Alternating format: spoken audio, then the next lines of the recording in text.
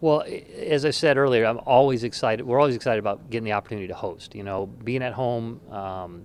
You know, when I first got here, we didn't really have a home cross country course, so it's nice to have this course. It's nice to have, you know, not only this course, but one of the best courses in the country. So we're excited to be at home.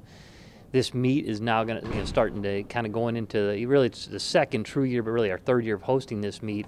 They're starting to develop a little bit of tradition to the meet. Teams are getting used to coming here. We're getting used to hosting.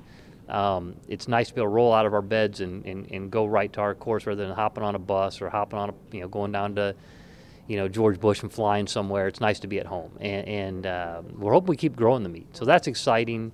Where our teams are at is exciting.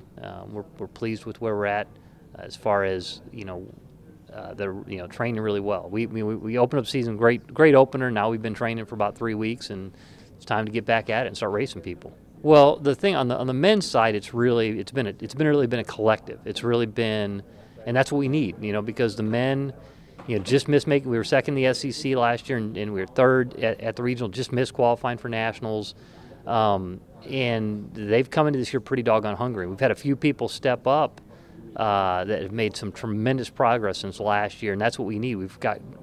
I really feel like 1 through 10 on the men's side, the depth is really strong. I could see on the men's side us having top 5 guys. If they do what they're capable of doing, we could have 5 guys finishing within 10 seconds of each other. But that's what we need on the men's side to be good, because we don't have the guy that's going to necessarily win the national championship, but we got a couple guys that could be All-Americans. And if you can get 5 guys within that All-American type range by the end of the season, then you've got a team that's going to make some noise at the national level. On the women's side, Karis continues to impress. She's kind of separated herself. She's our top girl. But the nice thing is we made some steps last year.